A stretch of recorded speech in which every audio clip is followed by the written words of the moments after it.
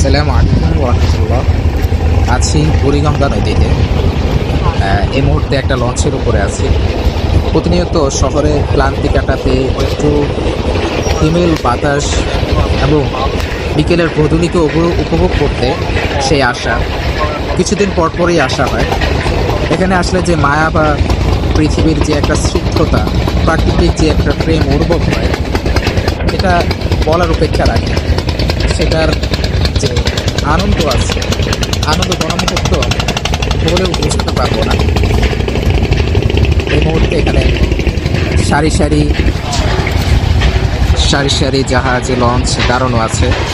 এগুলো থেকে আবার পরে কোনো এক সময় হয়তো এই জাহাজে উঠবো। তো দূরের দেপান্তরে যাওয়ার আশায় হয়তো সিট দেব।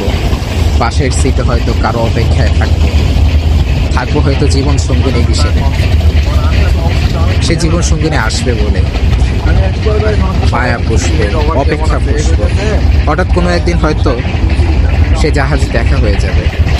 প্রথম কথা হবে না, আবার কোনো এক অবিছানা বিকেলে আবারও হয়তো দেখা হলো, একটুখানি কথা হলো, মায়া পোষা হলো।